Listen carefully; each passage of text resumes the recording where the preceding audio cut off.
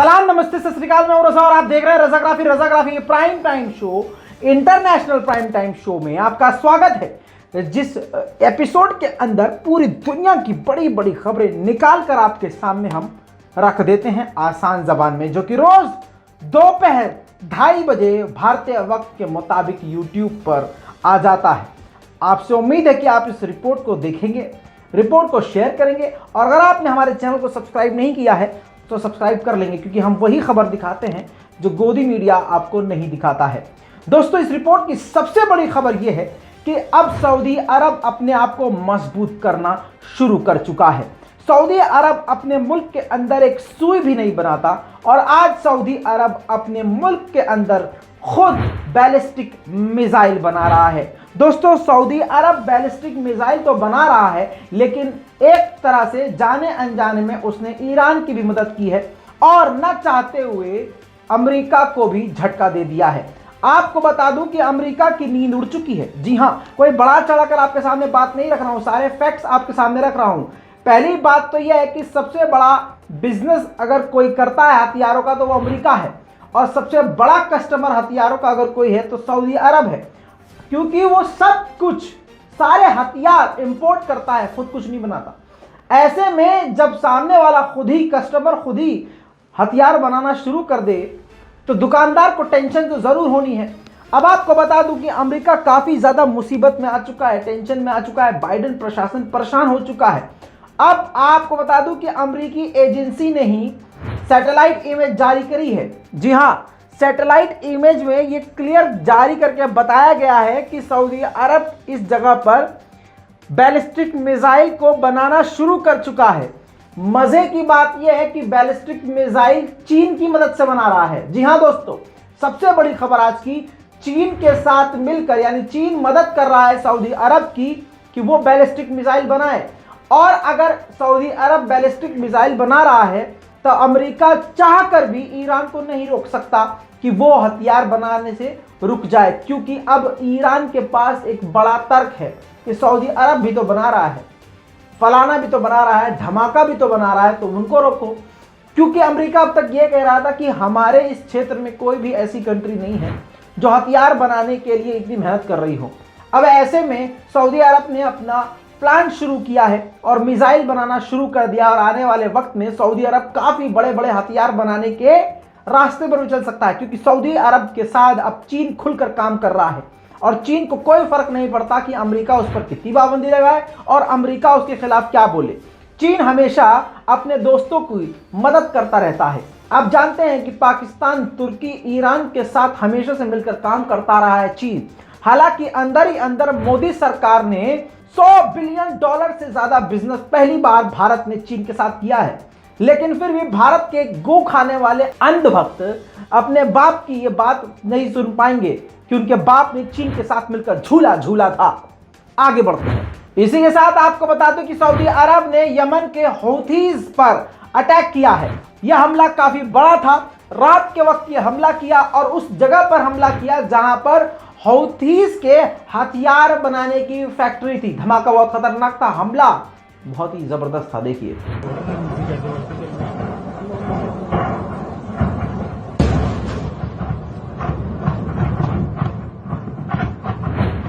एक रिपोर्ट आई है कि जब से तालिबान अफगानिस्तान में आया है 6000 जर्नलिस्ट बेरोजगार हो गए हैं। इसके अलावा 231 मीडिया कंपनी पूरी तरह से बंद हो गई है। अफगानिस्तान में बेरोजगारी लगातार बढ़ती जा रही है, आम जनता का बुरा हाल है।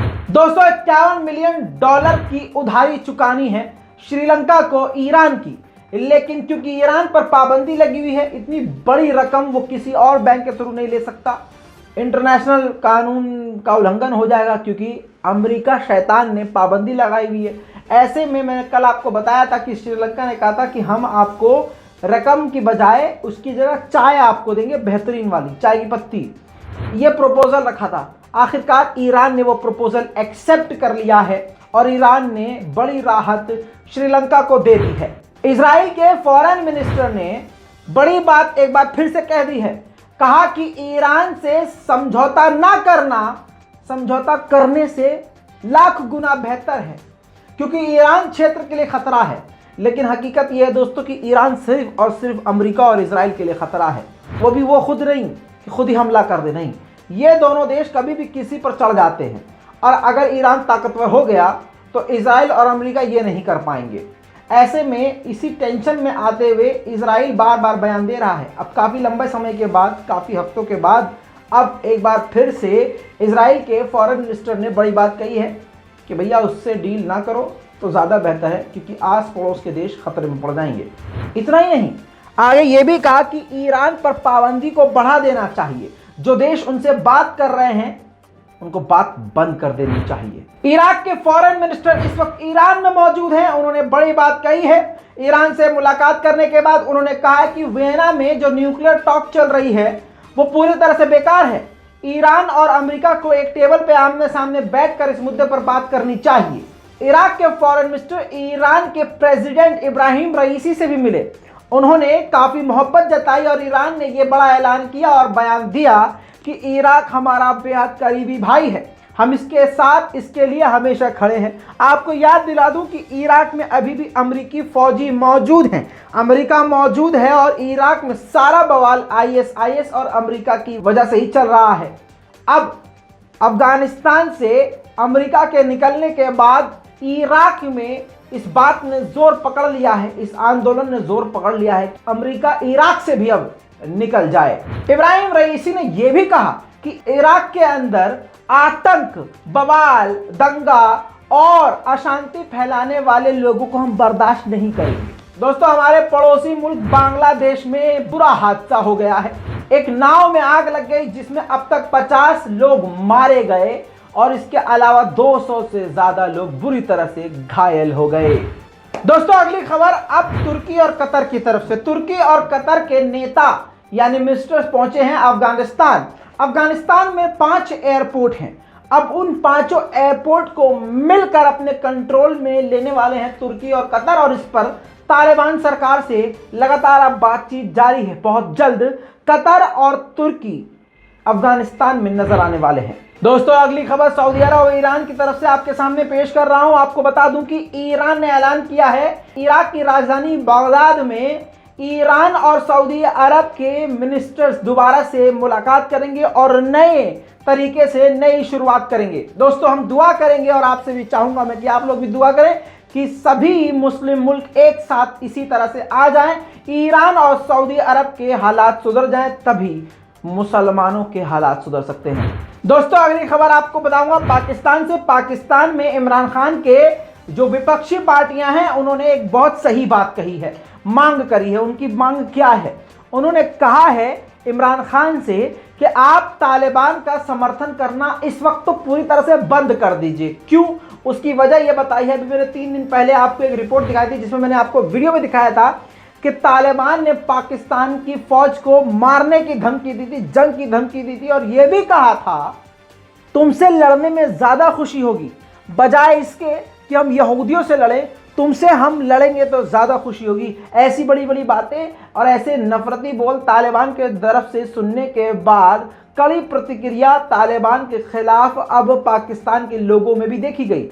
अब पाकिस्तान की जो विपक्षी पार्टियां हैं इमरान खान की, उन्होंने कहा है कि ना वो बॉर्डर पर रेलिंग्स लगाने दे रहे हैं, ना वो बॉर्डर्स को मान रहे हैं, बॉर्डर पर हमारे सेनाओं पर हमले कर रहे हैं, हमारे लोगों पर हमले कर रहे हैं, बॉर्डर को वो मान नहीं रहे। इसके बावजूद आप तालिबान का सपोर्ट कर रहे हैं तो तालिबान का सपोर्ट करना बंद कीजिए। दोस्तों, अब मैं आपको ले चलूंगा तुर्की के बारे में। मैंने कल आपको खबर बताई थी कि तुर्की ने किस तरह से एर्दोगान ने यहूदियों से हाथ मिलाया, वो सारी खबर एक तरफ। लेकिन अब नया अपडेट आपको देता चलूं। दोस्तों, बात ऐसी है कि एर्दोगान ने बड़ा गेम खेल दिया, यानी तुर्की का ये बड़ा खेल है। अब इस खेल को आपको समझना होगा। तुर्की की करेंसी लगातार 1 साल से नीचे गिरती चली जा रही है। इतनी ज़्यादा नीचे गिर गई थी कि लोग सड़कों पर उतर आए, गरीबी रेखा से नीचे लोग चले गए, बेहाल हो गए, लोग बेरोजगार हो गए। ऐसे में तुर्की के राष्ट्रपति रजब तैयब एर्दोगान ने आनन फानन यूएई से हाथ मिला लिया। अपनी जो कड़क जबान थी इजराइल के खिलाफ जो इस्तेमाल हो रही थी उसको नरम कर लिया और उन्होंने अचानक से यहूदियों से मुलाकात करी और इजराइल से दोस्ती का ऐलान कर दिया। इसके बाद देखते ही देखते तुर्की की करेंसी लीरा लगभग 20 से 25% ठीक हो गई। जी हाँ, डॉलर के मुकाबले अब वो पहुंचने वाली है। डॉलर को टक्कर देने के लिए तुर्की की करेंसी पहुंचने वाली है। आपको बता दूं कि ये क्यों हुआ, इसको बहुत आसान तरीके से एक्सप्लेन कर रहा हूं। तुर्की के ऊपर अमेरिका ने पाबंदी लगाई। दोस्तों, किसने लगाई? बाइडेन जैसे ही प्रेसिडेंट बने सबसे पहला काम उन्होंने किया कि तुर्की पर पाबंदी लगाई। तुर्की पर पाबंदी, सवाल यह है क्यों लगाई? क्योंकि तुर्की ने S-400 ले लिया डिफेंस सिस्टम। F-35 विमान जो अमेरिका का सबसे खतरनाक फाइटर जेट है, उसको तबाह करने की ताकत S-400 में है। इसलिए नहीं चाहता था अमेरिका की S-400 तुर्की ले, लेकिन तुर्की ने ले लिया। अब तुर्की ने बाद में कहा कि भाई साहब, हमने तो आपसे डिफेंस सिस्टम लेने को कहा था और आपसे F-35 विमान लेने की बात कही थी, आपने दिया नहीं, तो भाई हमने S-400 ले लिया। अब इसके बाद मामला बिगड़ता रहा और अमेरिका ने तुर्की पर पाबंदी लगा दी, जिसके बाद करेंसी डाउन होती रही और करेंसी डाउन होने का नतीजा ये हुआ कि आनन फानन तुर्की को अपने फैसले को पलटना पड़ा, कई बातों से इधर उधर होना पड़ा और इसे राजनीतिक गेम कहते हैं। जिस तरह से कुछ वक्त पहले इजराइल के खिलाफ बयान दिए और अब इजराइल के पक्ष में बयान देकर अपनी करेंसी को ऊपर की तरफ ले गए हैं। आपके स्क्रीन पर मैं एक स्क्रीनशॉट लगाना चाहता हूं, यह आप देख सकते हैं। 12 तुर्किश लीरा लगभग $1 के ऊपर पहुंच चुका है। ग्राफ में आप देख सकते हैं कि कुछ वक्त पहले ग्राफ कितना डाउन था और उर्दुगान के बयान के बाद, अब भले ही मुसलमानों को उर्दुगान का बयान अच्छा ना लगा हो, लेकिन उर्दुगान के बयान से काफ़ी फ़ायदा आप देख सकते हैं। उसकी जो करेंसी है काफ़ी उछाल उसको मिल चुका है। इसके अलावा आपको बता दूं कि उर्दुगान ने सिर्फ इतना नहीं किया, उर्दुगान ने अपने देश में एफर्ट भी काफ़ी डाले हैं। बैंकों की ब्याज दरों को कम किया है। फॉर एग्जांपल, आसान कर देता हूं, अगर आपने EMI और किस्तों पे कोई चीज़ ली है तो उसकी जो ब्याज दरें होती हैं वो कम कर दी गई हैं, रेट कम कर दिए गए हैं। और तो और किसी भी तरह का लोन लेने पर पूरी तरह से ब्याज दरों को कम कर दिया गया है, ताकि गरीबों को और मिडिल क्लास लोगों को कोई दिक्कत ना हो। दोस्तों, इसी को इंटरनेशनल पॉलिटिक्स गेम कहा जाता है। दोस्तों, आपको अब ले चलूंगा रशिया। रशिया ने ऐसा ऐलान कर दिया है जिससे भारत को टेंशन हो सकती है। जी हां, टेंशन वाली बात ही है, क्योंकि भारत का इस वक्त सबसे बड़ा दुश्मन चीन है।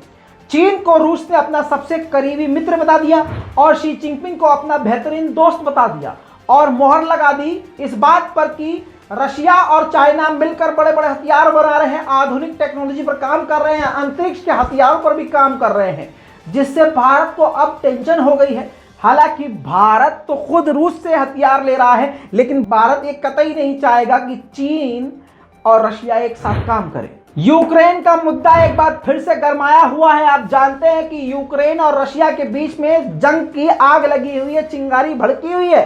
कभी भी ये आग बुरी तरह से फैल सकती है। इसी बीच में पुतिन ने सीधा सीधा कह दिया है, हम अपने सैनिकों को पीछे तभी करेंगे जब वेस्ट कंट्रीज गारंटी लेगी कोई भी हरकत यूक्रेन की तरफ से नहीं होगी। इतना ही नहीं, पुतिन ने यह भी कहा कि हमारे दरवाजे पर मिसाइल लेकर खड़ा है अमेरिका। ऐसा लगता है कि मामला अब भाई साहब ठंडा होने वाला नहीं है, कुछ ना कुछ तो होके ही मानेगा। दोस्तों, ये था हमारा इंटरनेशनल प्राइम टाइम। आपको कैसा लगा? आपको इसी तरह से चाहिए या टुकड़ों में अलग अलग खबर चाहिए? अपनी राय कमेंट में जरूर दें। चैनल को सब्सक्राइब करें। मैं हूं रजा और आप देख रहे हैं रजाग्राफी। जय हिंद।